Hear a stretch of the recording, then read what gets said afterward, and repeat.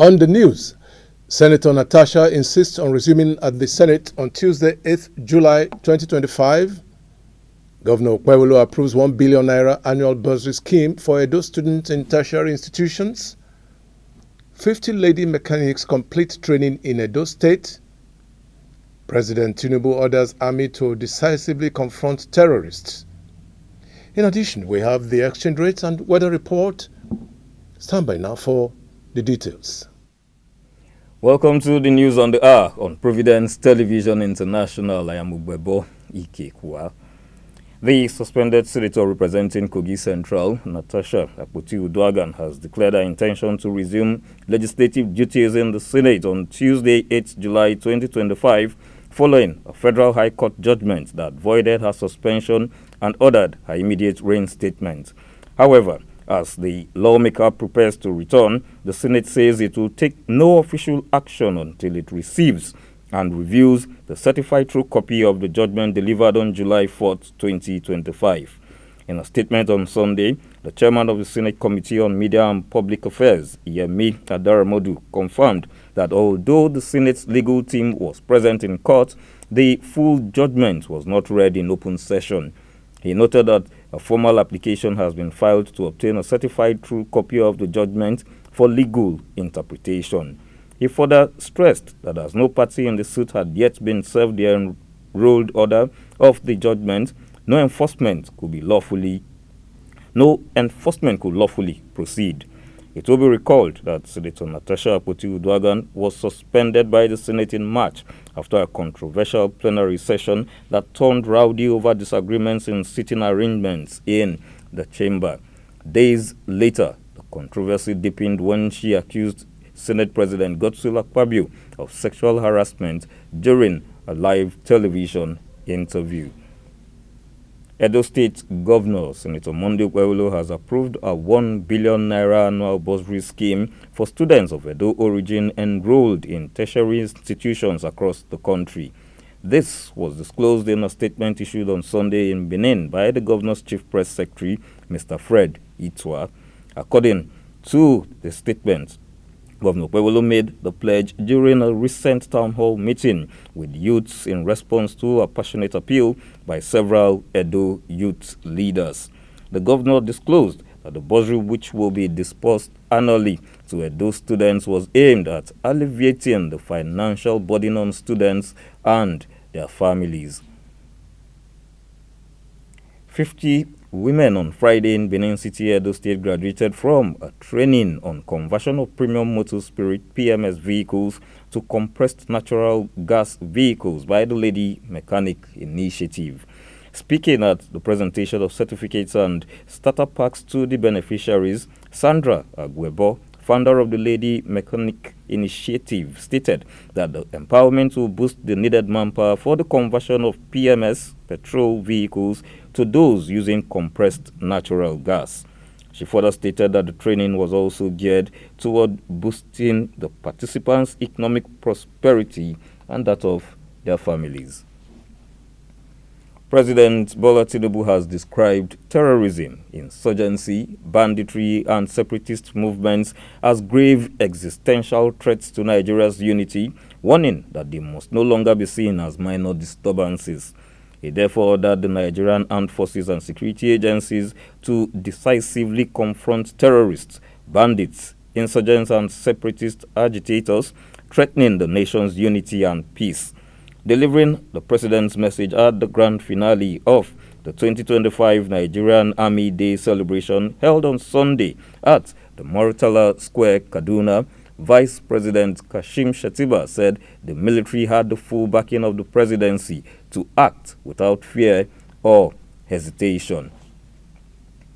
The 2023 presidential candidate of the Labour Party, Peter Obi, has urged President Bola Tinubu to show more compassion to Nigerians, emphasizing that the office of a Nigerian president requires sacrifice and compassion, not detachment, luxury, or fear. The former Anambra State governor further disclosed that the Tinubu administration is disconnected from the sufferings of ordinary Nigerians and called for the implementation of positive policies to enable Nigerians enjoy the dividends of democracy. Amid growing fears over seasonal flooding and possible water release from Cameroon's Lagdo Dam, state governments in Benue, Edo and Bayelsa have stepped up preparedness efforts to mitigate disaster risks. The Executive Director, Chief Executive Officer of the Edo State Flood Erosion and Watershed Management Agency, Ahmed Momo, disclosed that the state had not been notified about the release of water from the Lagdo Dam. He, however, emphasized that Edo State government remains alert to take care of the effects of the release of water from the dam. A fresh spell of thunderstorms and flash flooding could strike across central Texas, United States of America, following devastating floods in the region that killed at least 82 people. The forecast was disclosed by the National Weather Service on Sunday. Texas was devastated by an unexpected spell of severe flash floods over the weekend after the Guadalupe River surged, destroying all in its path and leaving dozens unaccounted for. Over 400 rescue officials are continuing a frantic search for the missing, just as the Kerr County Sheriff's Office say they have recovered the bodies of 40 adults and 28 children, but 18 adults and 10 children are yet to be identified. A 4th-minute strike by 6-time African Player of the Year, Ashisat Oshola, steered the Super Falcons to a comfortable 3-0 victory over their Tunisian counterparts at the Women African Cup of Nations. The victory handed the Super Falcons 3 points and momentary leadership of Group B ahead of the clash between Botswana and Algeria on Thursday, July 13th, 2025. The Super Falcons win will keep the momentum alive as the 9-time champions aim for a 10th continental title. Victor Osimhen has informed Galatasaray of his desire to stay with the Turkish club. The Napoli forward, who spent last season on loan with the Super League side, has rejected a big money offer from Saudi club Al Hilal and is set on staying in Turkey. Following the end of his loan spell with the Turkish Giants last season, the 26-year-old has been heavily linked with a high-profile summer move.